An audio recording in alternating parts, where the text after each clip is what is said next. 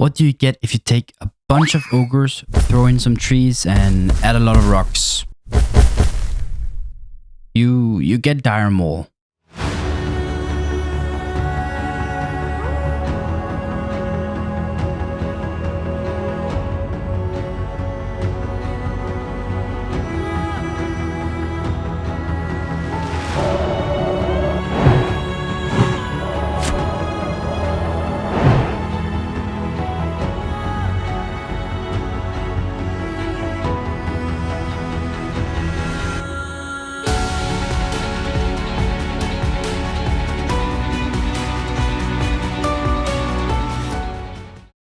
Welcome back to our hardcore adventure.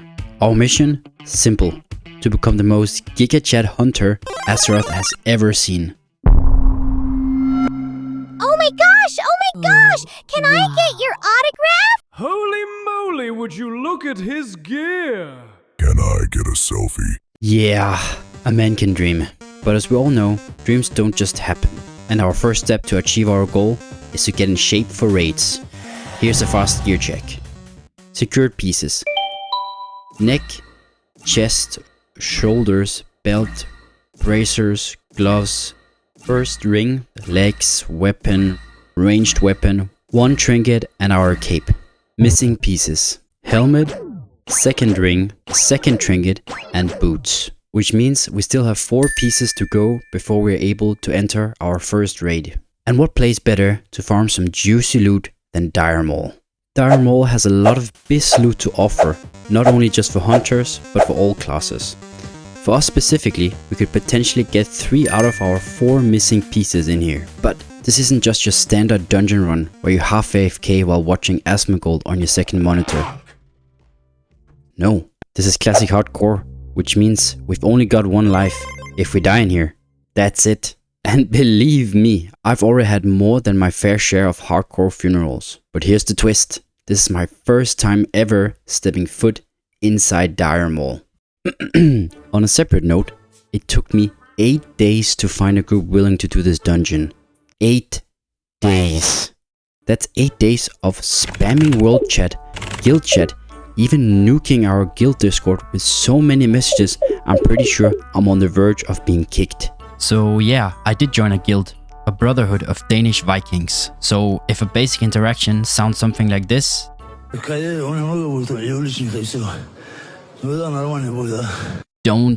don't even worry about it.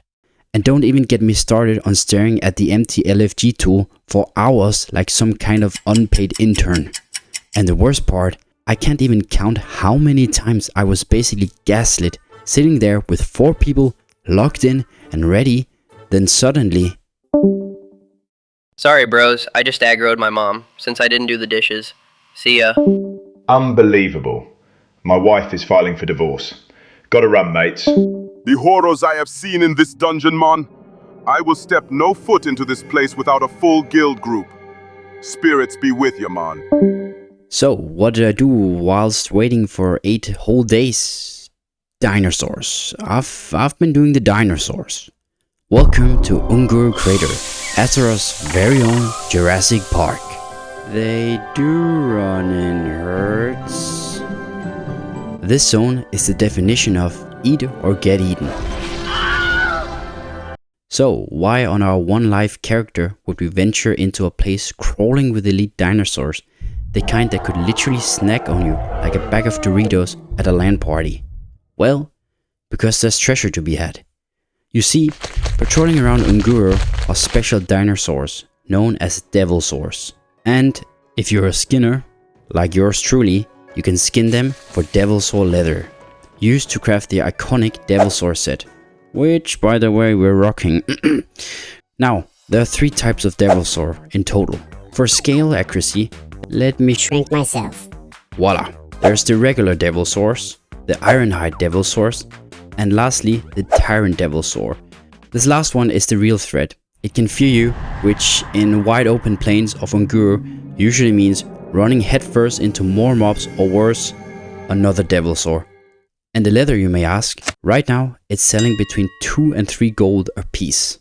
Cue the awesome farming montage.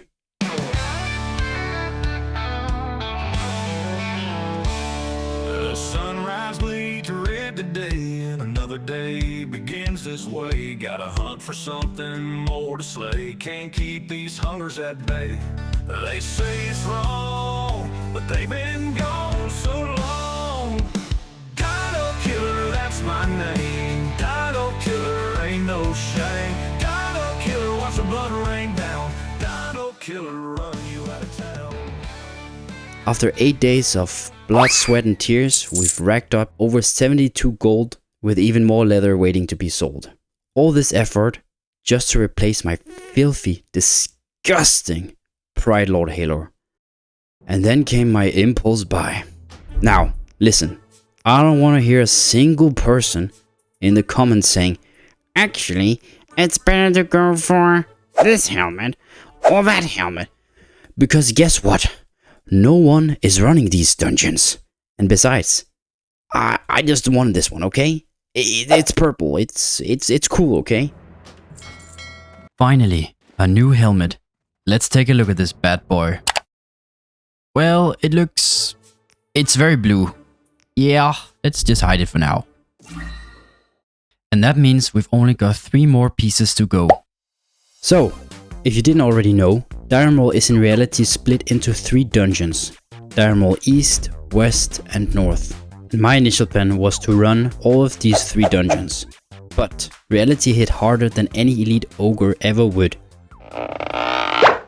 With the release of Molten Core, Blackwing Lair, CG and AQ, people are too depressed to go again and have quit or are too scared to run back through old dungeons. And honestly, I cannot blame them. But on a fateful Monday night at 8:06 PM, everything would change. Meet Grooky, a fellow guildie I had managed to convince to run a Dire Maul tribute run, which is by far the most popular way to do Dire Maul North these days. Let me do my best to try to explain. Now, what makes a tribute run different from your standard Dire Maul clear? Well, instead of killing every boss we see, we actually skip most of them to unlock the big reward at the end, the tribute chest.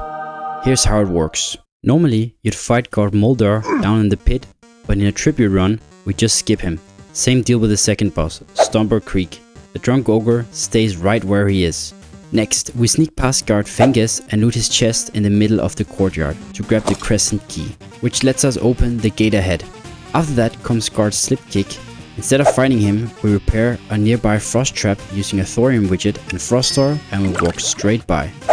Then we come to Captain Crumbcrush. This is where the ogre suit comes in. But more on that later. And finally, at the end, we have to kill King Gordrak and leave Chorush the Observer alive to be rewarded the tribute chest. So the reason Dire Maul is still popular and hasn't been left dead and abandoned like 99% of other dungeons is because after completing a tribute run, you walk away with 3 powerful buffs. These buffs are absolutely essential for raiders, especially in hardcore WoW, where every little edge can mean the difference between flexing an Orgrimmar or rerolling a level 1 troll in Durotar. Back to our group. Grooky managed to pull in a favor and persuade another guildie to run Dire Maul. His name literally translates to the Night Cheese. Ah yes, these are the people we trust. And short after, 2 fearless, or maybe just bored randoms, joined in. As I'm heading my way to Dire Maul, I realize it was not quite as easy to enter as I thought, as I am met with 2 buff-looking ogres in the front. Our tank senses my insecurities, or maybe just because I flat out told him I was scared, and not long after, he pulls up as my private escort. I'm letting him know that I'm sweating like a pig, which some people would argue should be the Danish national animal.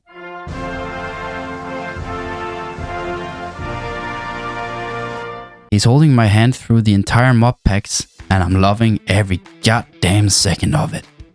And in this part, he tells me to keep my tongue in my mouth, which is no problem since we Danes naturally have a potato stuck there.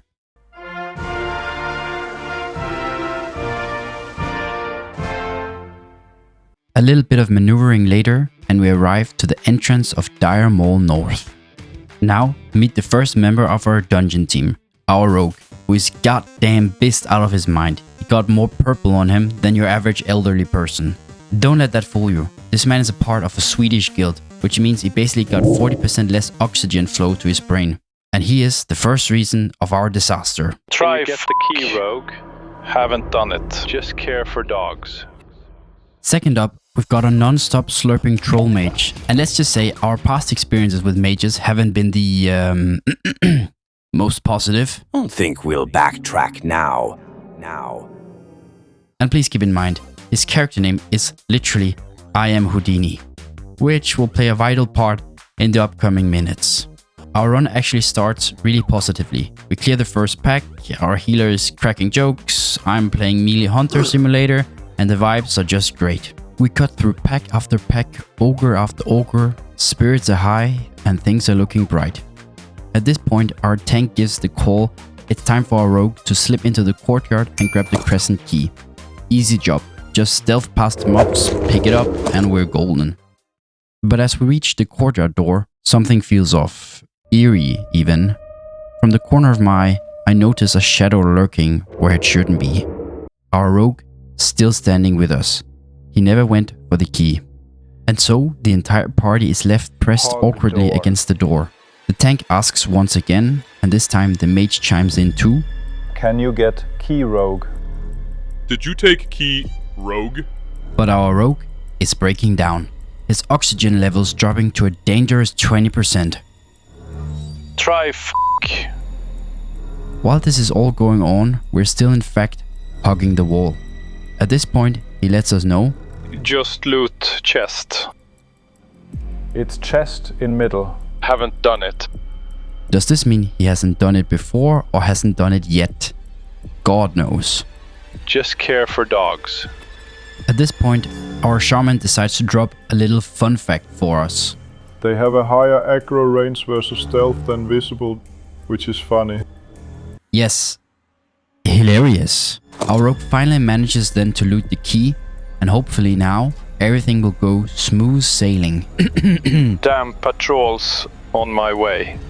As we're still sitting ducks waiting at the door, a mage patrol is coming straight towards us. And straight behind that, the patrolling boss, Guard Fengus, is coming closer. Oh yeah, we're in big trouble. To break down what went wrong, we're all stuck at the door waiting for our lukewarm IQ rogue to fetch the key so we could actually get inside. Now, here's the problem. Guard Fengus never actually comes near the door where we're hiding. His patrol pattern loops around the center, the southwest side, and up towards the north corner, but never close enough to aggro us from the door. So far, so good. But the missing piece, there are also two Mage Lord packs, each with a pair of hyenas. And one and only one of those patrols reaches all the way to the door, which means if we stand there too long, it's only a matter of time before they sniff us out. And of course, as fate would have it, Fengus and the Mage Lord lined up perfectly, so pulling one meant pulling both. Yeah, we're in for a beatdown. In my last moment of prayer, I magically hope the door will open and run straight towards it. But it's all too late.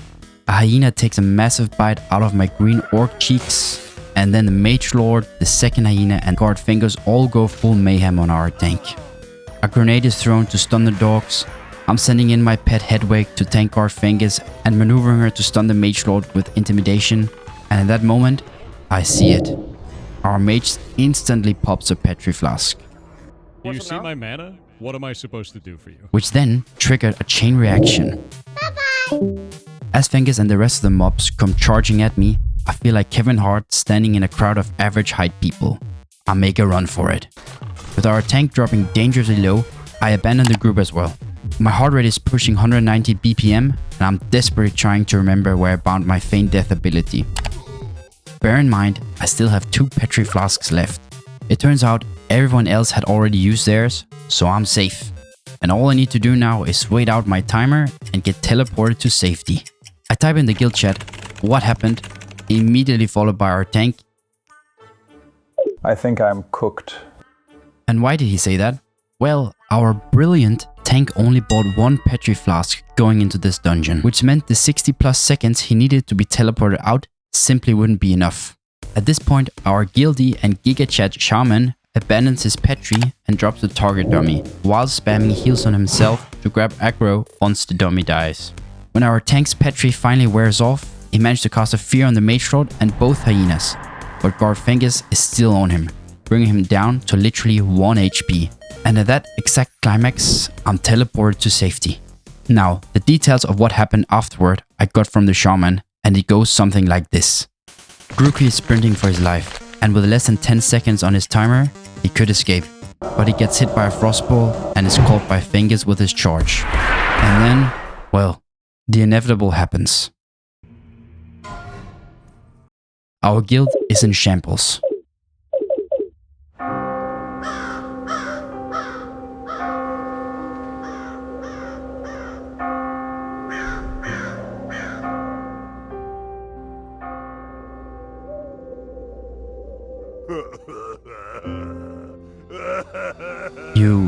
You will be avenged. For Azeroth. For Kalimdor. For Denmark! Fear not, Grookey. Your name shall echo through the empty halls of dire Maul. Your death will not be in vain. Fast forward 2 days later, and I've managed to assemble a brand new squad of elite gamers.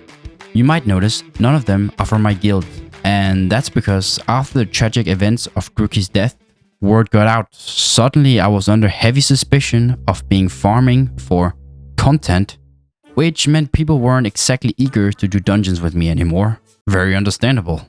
For our second Dire Maul tribute run, things are already off to a rough start. I find myself at the entrance in a peculiar situation. I got knocked off my mount and had to feign death just to avoid getting absolutely clapped by the nearby ogres. And we're not even inside the dungeon yet. But luckily, just around the corner, my mage shows up in shining robes.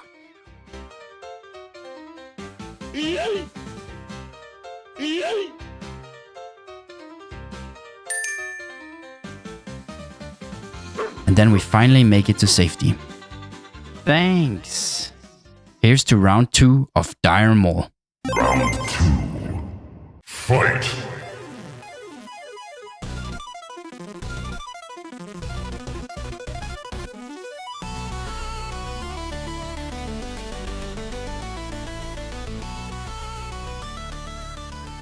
Despite my rocky start, things are looking solid. The rogue is sapping, our mage is sheeping, and things are looking good. But then, our mage yells out, "Pat!" A patrol is heading our way. And in that exact moment, of course, I decide to fire a multi-shot directly at the polymorph target. Maybe I really am farming for content. Luckily, our tank calls for a quick resheep and we're stabilizing. But you know what is even better? Another patrol joins the party. Yeah, this is really not my day. But somehow we stand our ground and kill all the remaining ogres. Our mage is relieved, our healer is bored, and I'm ecstatic. We venture forth, and remembering my previous traumatic Dire Maul experience, we agree not to sit around the door this time. No way we're putting our lives in the hands of another rogue. Speaking of, where did that last rogue go? These stupid Danish people. Never again. Anyway, we clear the last few ogres in our path, and the tank runs to the center of the room, use the crescent key, and we finally gain access through the courtyard door. But things aren't that simple. Our healer starts calling shots. Go.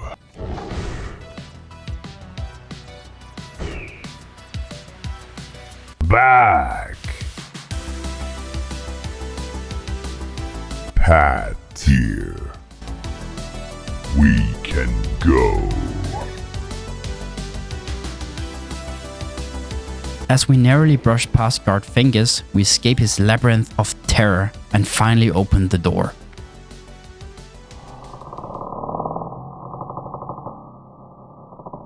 Hell yeah! As we engage the first ogre pack inside the door, I make sure to keep my team on their tippy toes by firing yet another multi-shot at a sheep target. I really should consider psychiatric help. My bad. On the multi. We clear the pack and pretend nothing happened. A few packs later, we enter combat, and our tank's add-on starts screaming. Black rat in combat. Black rat in combat. One of the top ways to die in classic hardcore dungeons is because of rats and roaches. And not the ones you're probably thinking of. These little critters can pull extra packs and cause major headaches for your group.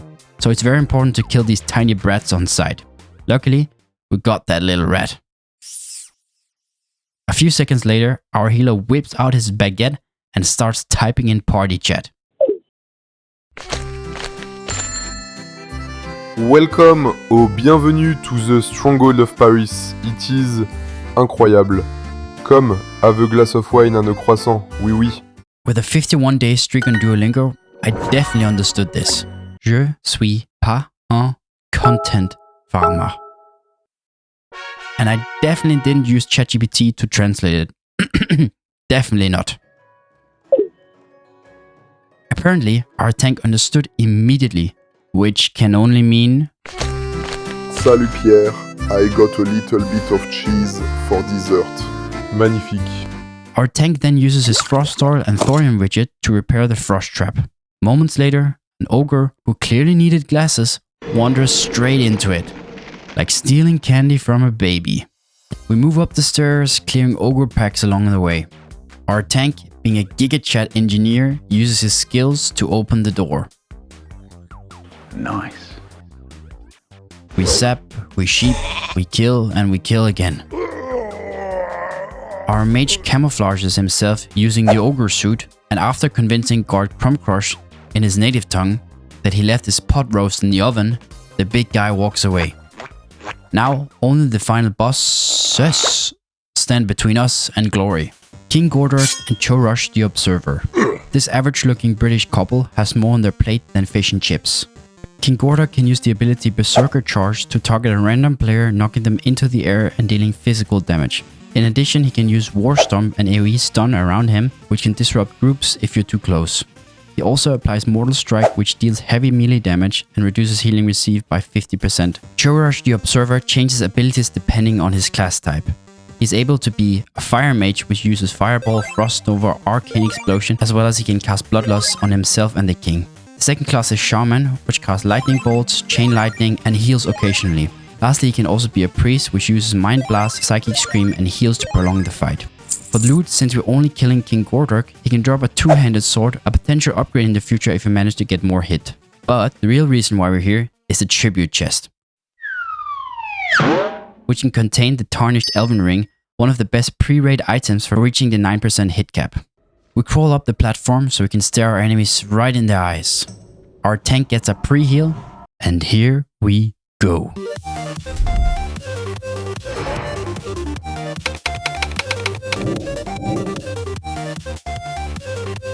Wait for me!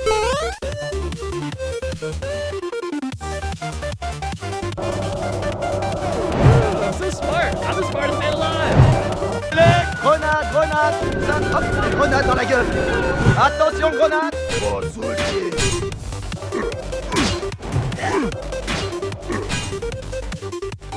And would you look at that? On top of the meters.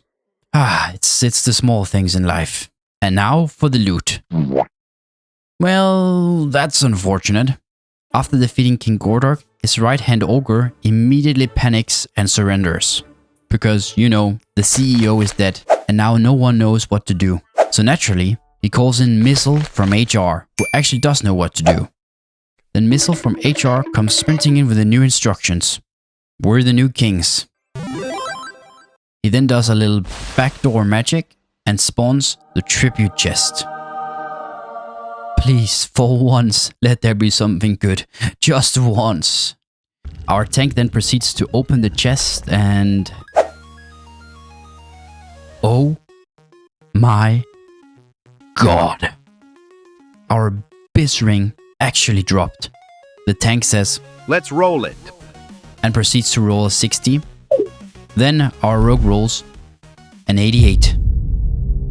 So yeah, this is not looking good for me.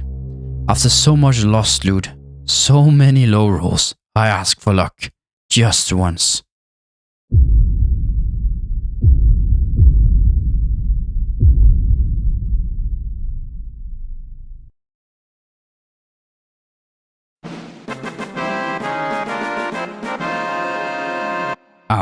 I'm actually flabbergasted. Did we really just win a roll? With zero hesitation, I open the tribute chest and pick up the ring.